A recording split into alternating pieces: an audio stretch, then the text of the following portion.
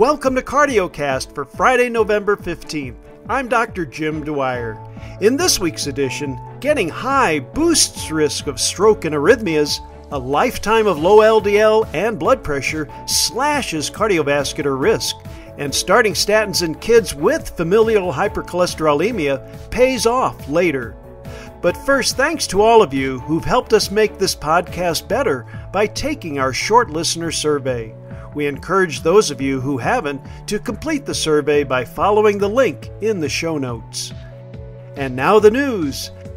Bempedoic acid, an investigational prodrug, reduced LDL cholesterol by more than 15% compared with placebo when added to statin therapy. That's according to results of Clear Wisdom, a randomized trial in more than 2,000 patients who were at high risk of cardiovascular events despite maximally tolerated statin treatment. Those results were published in JAMA. The prodrug also improved levels of non-HDL and total cholesterol, apolipoprotein B, and C-reactive protein. Bempedoic acid works differently than most statins. In the liver, it interrupts an enzyme critical to the main statin target, HMG-CoA reductase. It reduces cholesterol synthesis in the liver, but unlike statins, bempedoic acid is not active in other muscles. Clear Wisdom randomized 2,300 patients 2-to-1 to 180 milligrams of bempedoic acid daily or placebo. After 12 weeks, patients taking bempedoic acid had 15% lower LDL cholesterol, while the placebo patients had 2.4% higher levels for a difference of 17.4%. Other endpoints were also positive, including non-LDL cholesterol, total cholesterol, apolipoprotein B, and high-sensitivity C-reactive protein. Most patients in both groups experienced at least one adverse event, but 78% of those were mild and not related to the study drug. Cardiovascular death occurred in 4 of the patients taking the study drug and 2 in the placebo group. In May, the Food and Drug Administration accepted a new drug application from Esperion for bempedoic acid. A response is expected in February 2020.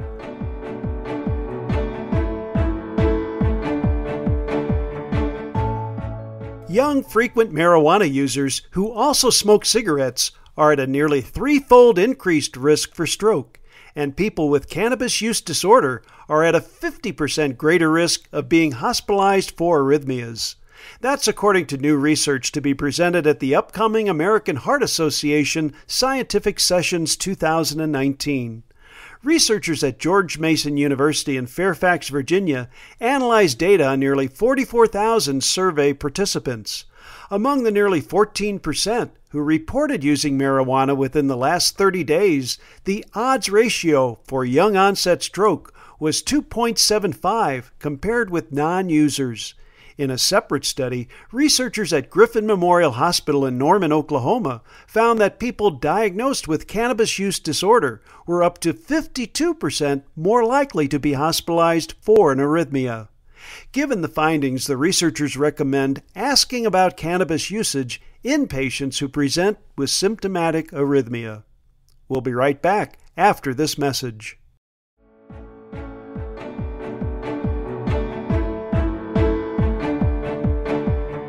Maintaining lower LDL cholesterol levels and lower systolic blood pressure over time may be the key to preventing cardiovascular disease.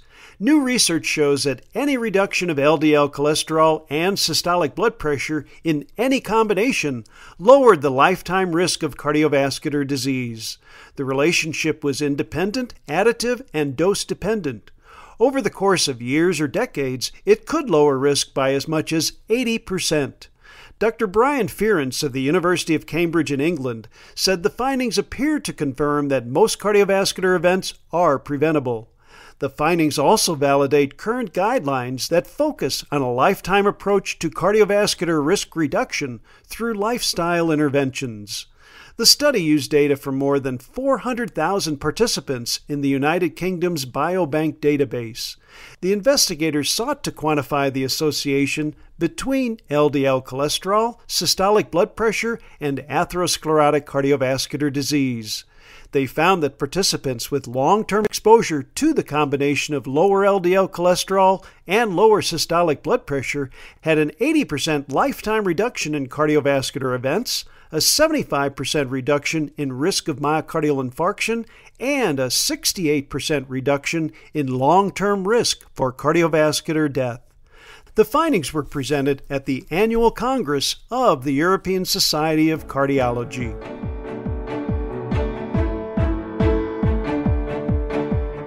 New findings support statins in children with familial hypercholesterolemia. In a long-term follow-up study of pravastatin in children, researchers found that starting statins in childhood for patients with familial hypercholesterolemia reduced progression of carotid thickening and cut the risk of cardiovascular disease 20 years later. These positive effects were observed even though only 20% of patients met LDL cholesterol goals in the study. If confirmed, the findings provide support for current pediatric guidelines, which recommend starting treatment from age 8 or 10 years with less stringent targets than used for adults. The study was based in part on follow-up visits with 184 of an original cohort of 214 patients with familial hypercholesterolemia in the 2-year pravastatin study, along with 77 of 95 unaffected siblings who served as a control group. At the time of the 20-year follow-up, nearly 80% of the familial hypercholesterolemia patients reported that they were using lipid-lowering medication. In all, 7% of affected parents had died of a myocardial infarction before the age of 40.